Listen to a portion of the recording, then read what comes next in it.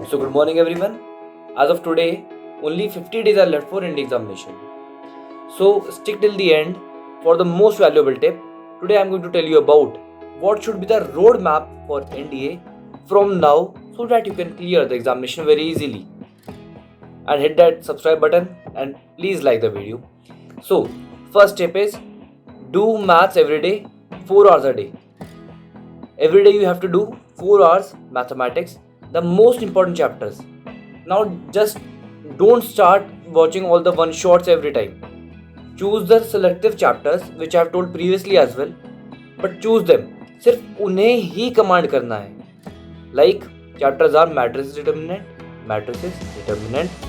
अपना trigonometry, then quadratic equation is each chapter you can do that.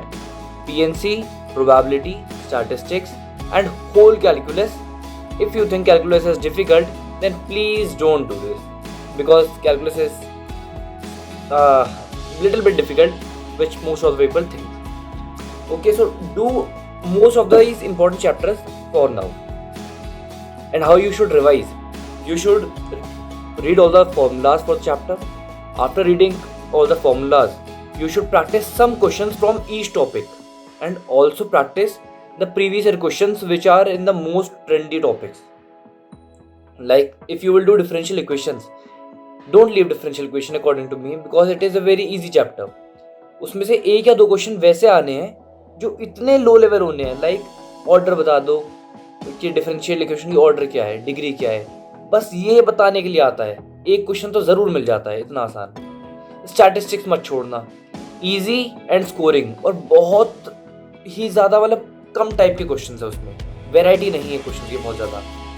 और अगर तुम्हें फॉर्मूला रिवाइज करने में दिक्कत आ रही है तो टेलीग्राम चैनल को ज्वाइन कर लो. टेलीग्राम चैनल पे मैंने बहुत सारे फॉर्मूले शीट डाल रखी हैं. और भी चाहिए होंगी तो बता देना, और भी चैप्टर से डाल दूंगा जिसमें पूरा हर चैप्टर शॉर्ट ट्रिक्स, फॉर्मूला और उनके क्वेश्चन सब लिखे हुए हैं. Then second is do one English mock test every day.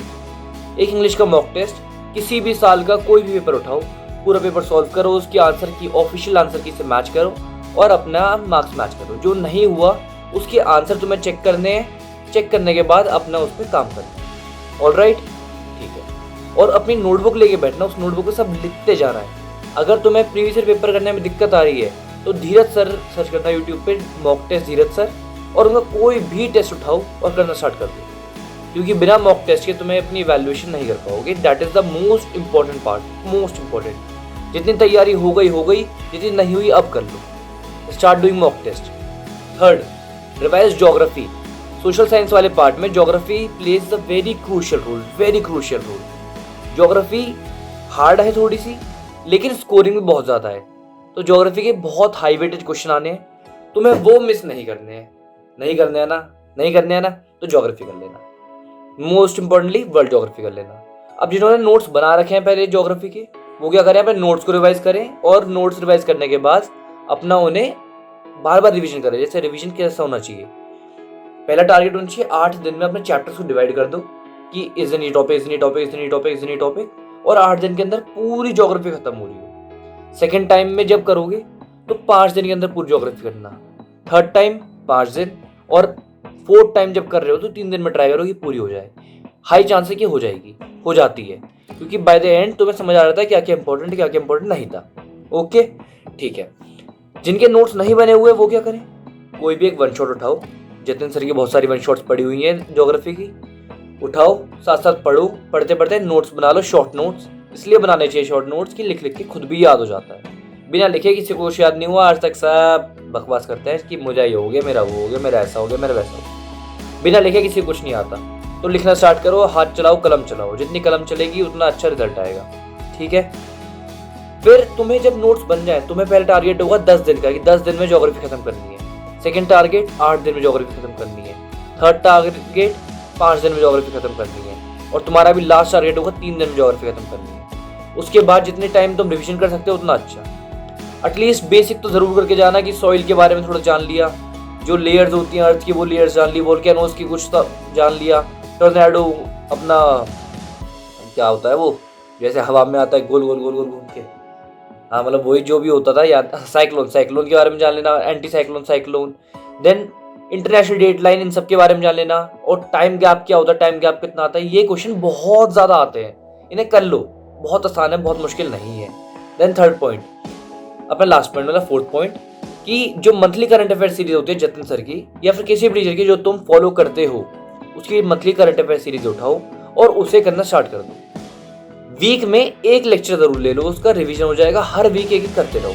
जब एंड में जतिन सर की तो लास्ट डे पे एक आती है बड़ी सी मैराथन, उसमें 200-250 क्वेश्चन होता है, लेकिन उसमें से ही मोस्ट ऑफ द क्वेश्चन आते हैं। लेकिन मंथली करंट अफेयर करते रहो, तुम्हारा रिवीजन बनता रहेगा, फ्लो बन जाएगा, मोमेंटम को ब्रेक मत होने दो, लास्ट टाइम चल रहा है। इस टाइम पे सारे फंक्शन फुलात मारो, सारे फैमिली गैदरिंग फुलात मारो, सबको मना कर दो।